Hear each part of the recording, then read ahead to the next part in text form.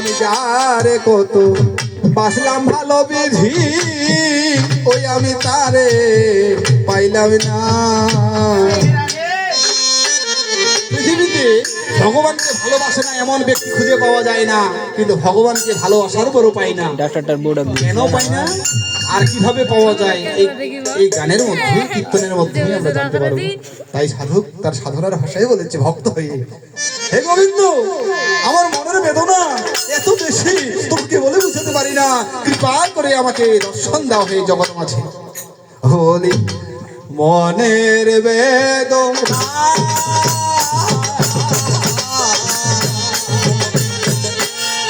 তারে কত বাসলাম ভালো বিধি, তারে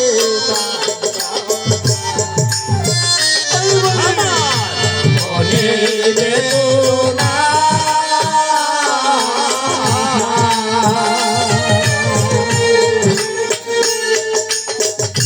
যারে কত ভালোবাসিয়া তারে পাই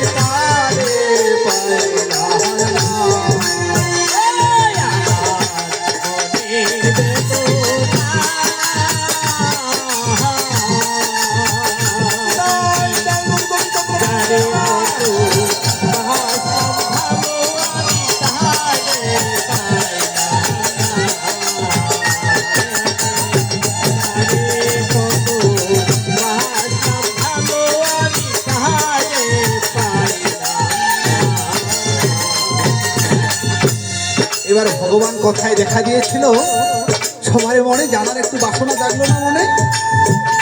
ভগবানকে আমি কোথায় কোথায় না খুঁজেছি, ভগবান পাই নাই তোমায় আমি। ও গোবিন্দ গো, তোমার তো দেখা পেলাম না কোথাও আমি। যখন ভক্ত বলেছে ভগবান কোথায় পাওয়া যায়, সবার মনে জানার জন্য একটু আকিঞ্চন, হে প্রভু জনার্দন তুমি আছো কোথায়, তাই তো? তাই এবার ভক্ত ভাবতে বলেছে, কি বলছে জানো? মাসে মায়ের গর্ভ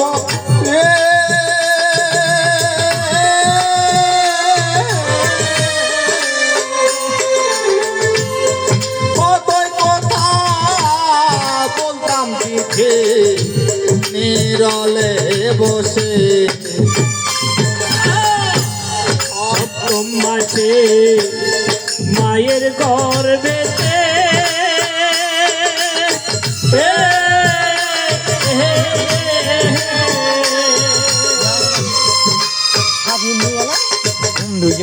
কত কথা কইতাম দুজন নিরলে বসে। ভক্ত মাসে মায়ের গর্ভ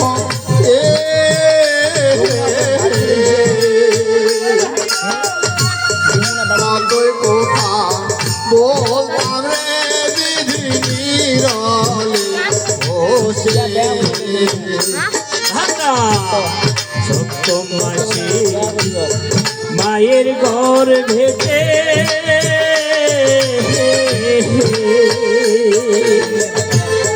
কতই কথা কহিতাম রে বিধি নিরলে।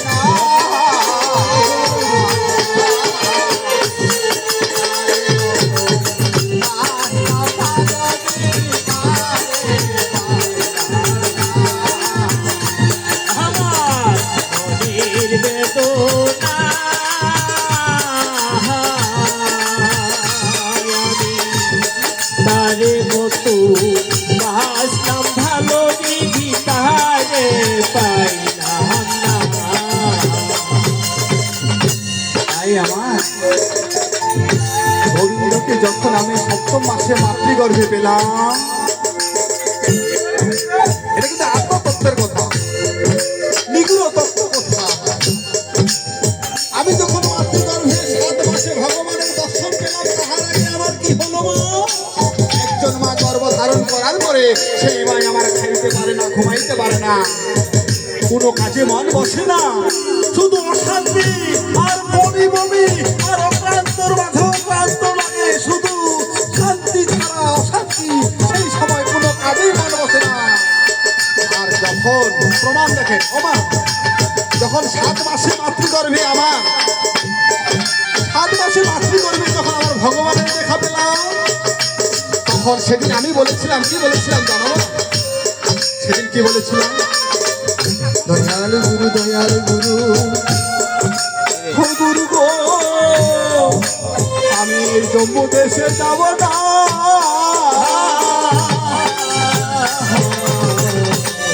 এই জম্মু দেশের মানুষ দেখো মায়াবাদী হয়, মায়ায় জড়ায় আমায় তোমায় ভুলিয়া রাখিবে সদা।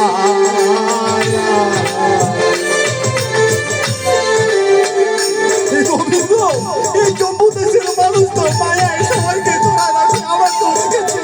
আমি তোমার দর্শন মাত্রই 7 জনমের কথা বলতে পারি, তবে আমাকে তোমার কাছ থেকে আর দূরে যেতে দিও না।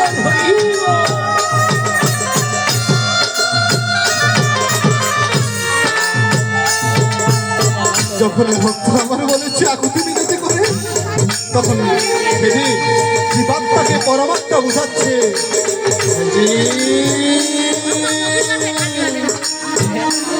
তুমি যদি তোমার মায়ের করবে 10 মাস 10 দিনের একদিনও বেশি থাকো, তোমার মা তৎক্ষণাৎ তোমার নিয়ে মৃত্যুবরণ করবে।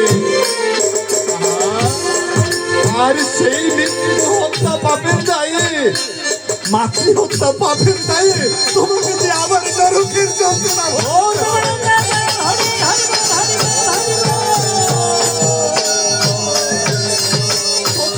আমার জীবনটা বলেছে অত গোবিন্দ,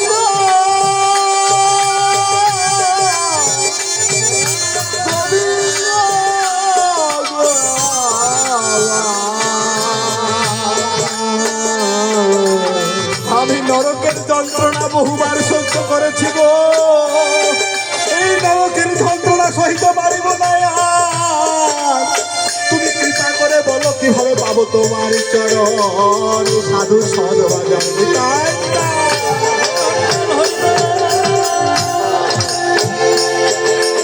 সেদিন ভগবান আমার উত্তর দিলেন, মাগো কি বলেছেন জানো?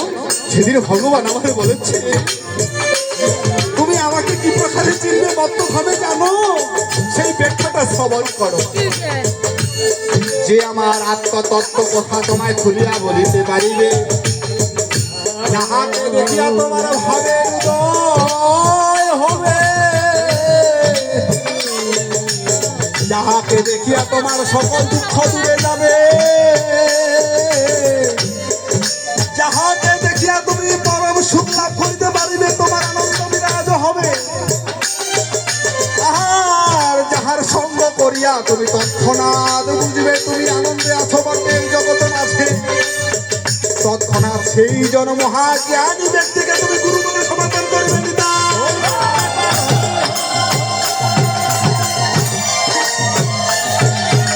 তাই বলেছি যে আমার আত্মতত্ত্ব কথা তোমায় খুলে বলিতে পারিবে, যাকে দেখিয়া ভাবের উদয় হবে, যাকে দেখিয়া সকল দুঃখ দূরে যাবে, যাকে দেখিয়া তোমার মনের বেদনা দূরে যাবে, সেই তো গুরু হবে। জগতের মুখে তাকে গুরু বলে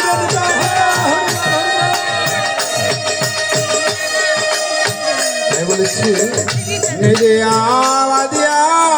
সুলভম সুদুর্লভম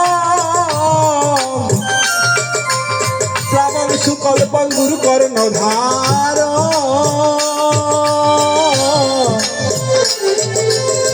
এই মায়ান কুলে নালাভাসের তুমান ভাবাতি নতরে ছাদ মহা। তোমার বললেন সুলভম সুদুর্লভম, এই মানব জনম খুবই সুলভ আবার খুব দুর্লভ। এই মানব নামের নই তরি, এটা প্লাবন মানে নৌকা, এই মানব নামক তুমি যদি নৌকাকে তোরাই নিতে যাও তাহলে তোমার সদ্গুরুর আশ্রয়ে আশ্রিত হবে। আর সদ্গুরুর আশ্রয়ে আশ্রিত হওয়ার পরে তুমি অবশ্যই আমাকে তবে প্রেম সে বলো এবার রাধে রাধে হরি বল হরি বল হরি বল। তাই আমরা এই মানব জনম এমনি এমনি পাইনি গো। শাস্ত্র কি বলেছে? সাধুগুরু মহাজনেরা বলে যায় 84 লক্ষ জনি ভ্রমণ করে এই মানব জন্ম পাওয়া যায়। কিন্তু 84 লক্ষ জনি কোথায় কোথায় কিভাবে ছিলাম? এই শাস্ত্র কি বলেছে? স্থাবরং লক্ষ বিংশতি নব লক্ষস্য জলজা ত্রিবিরাং রুদ্র লক্ষস্য দশ লক্ষস্য অন্ডজায় 30 লক্ষস্য পশুমাংস চতুর্লক্ষস্য মানবাহা। এই মানব জন্ম এমনি এমনি আসে নাই। 20 লক্ষ বার স্থলে গাছপালা রূপে বৃক্ষলতা রূপে জন্মগ্রহণ হয়েছে। যখন তুলসী বৃক্ষ রূপে জন্ম হলো তখন আমার সেই 20 লক্ষ জনি ভ্রমণ করা সমাপ্ত হলো। আবার বলছে স্থাবরং লক্ষ বিংশতি নব লক্ষস্য জলজা 9 লক্ষ বার আমার জলে জন্ম। যখন আমি শঙ্খ রূপ পেলাম এই জলের মধ্যে আমার জন্ম সমাপ্ত হলো। রুদ্র লক্ষস্য স্থাবরং লক্ষ বিংশতি নব লক্ষস্য জলজা কৃমিনাং রুদ্র লক্ষস্য। রুদ্র মানে 11 লক্ষ বার আমি কৃমিকীট রূপে জন্মগ্রহণ করেছি। 11 লক্ষ জনি যখন আমি মধুকর মৌমাছি রূপে জন্মগ্রহণ করিলাম আর ফুলে ফুলে মধু সংগ্রহ করিয়া মৌচাকে ভরে দিলাম। সেই মধু সংগ্রহ করিয়া গোবিন্দের সেবা সহ জগতের মঙ্গলময় হলো, জগতের ঔষধি হলো।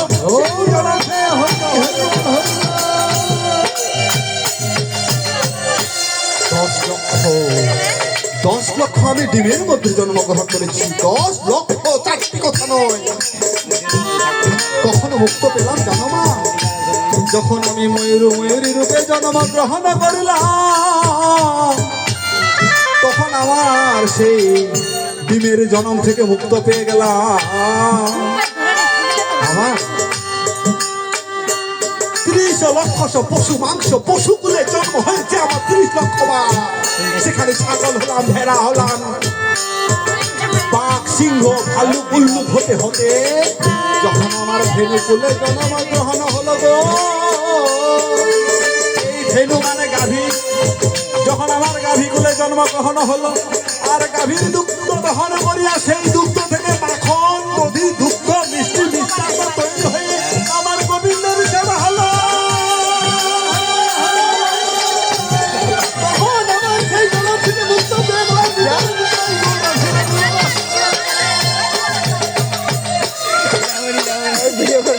আমি 80 লক্ষ জনি ভ্রমণ করার পরে 4 লক্ষ মানব জন্ম।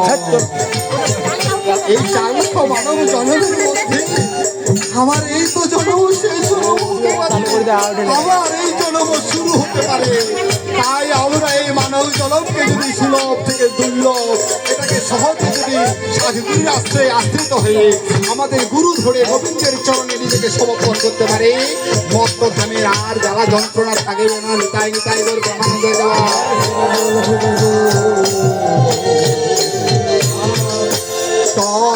মাসে মায়ের গর্ভ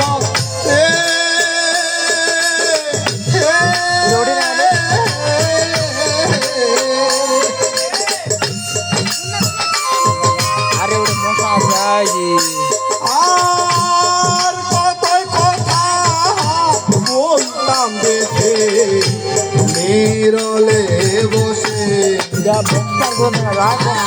আর শব্দ মাঝে মায়ের গর্ভে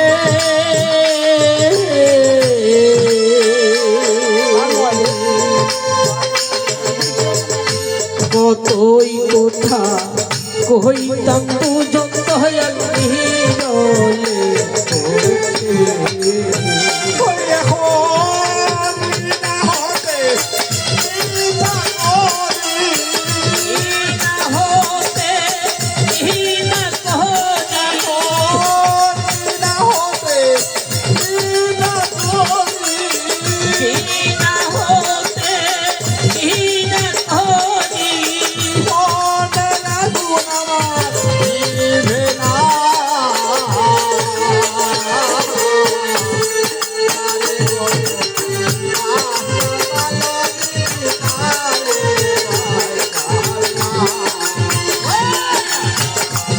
মনের বেদনা আমি যারে বতু বাসলাম ভালো বিধি তাহারে পাইলাম না। শ্রীকৃষ্ণকে যখন মা যশোমতী পেলেন বাৎসল্য প্রেমে, তখন মা যশোমতী আমার মনে মনে ভাবিলেন, আমি পেয়েছি তো নন্দ কানাইয়া, তারে তো সারা যাবে না, তাকে বেঁধে রাখতে হবে আমাকে। তাহলে গোবিন্দকে আজকে যখন আমি বাৎসল্য প্রেমে পেয়েছি আমার সন্তান হিসেবে, সে তো আমার কেন কিছু করতে পারে না, আমার বাধ্য, আমার কথা শুনবে। সেই মা মনে মনে ভাবলেন, কি ভাবলেন, আশা করলেন, মনে বড় আশা ছিল। কি আশা? এই যে মনের মাঝে বিশাল আশা, ভালোবাসা দড়ি দিয়া দয়াল বান্ধা রাখিব, আর মনে আশা ছিল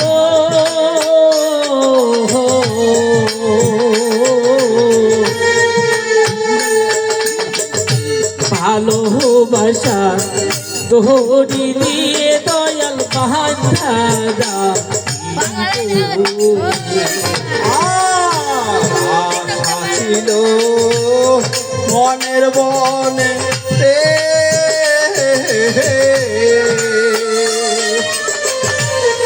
ভালোবাসার মালা দিয়া দয়াল বান্ধা রাখিতাম রে। আশা ছিল মনের বনেতে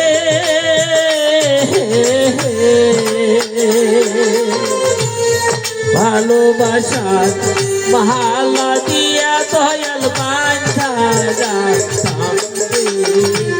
ভগবানকে ভালোবেসে তো সবাই বাঁধে রাখতে চায়, কিন্তু ভগবানকে তো বাধা দেয় না, সেটা ধরা ছড়ার বাইরে। কিন্তু শাস্ত্রে প্রমাণ করলে কি প্রকারে ভগবানকে পাওয়া যায়। ও মা, ভগবানকে কোথায় পাওয়া যায়, কিভাবে পাওয়া যায় সেটা বললাম, কিন্তু ভগবানকে কিভাবে বাঁধে রাখবেন সেই উপায়টা জানার দরকার আছে না। এরপরের আসরে আমি যখন আসবো মা, আপনাদের কয়েকটি শিক্ষা দিয়ে যাব। কি শিক্ষা? এই জগতে ভগবানকে যারা চিনেন না, ভগবানকে চিনতে পারিবেন।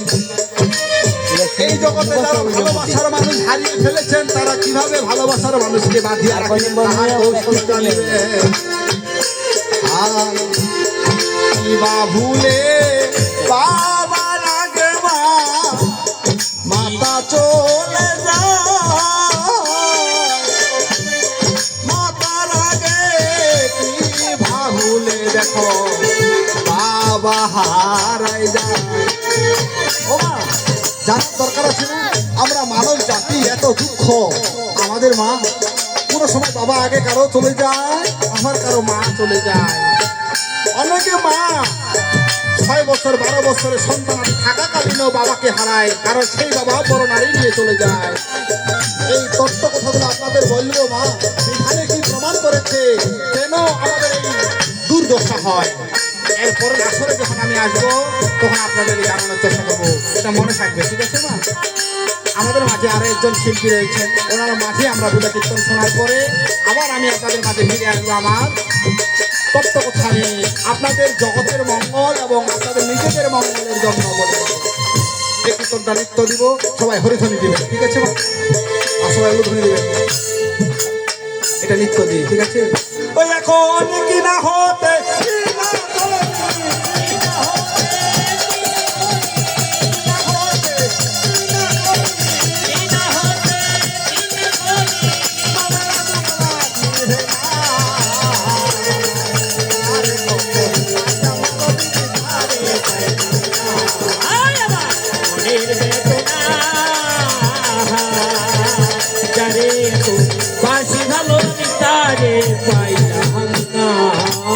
ওরে মন মাতঙ্গ সাধুর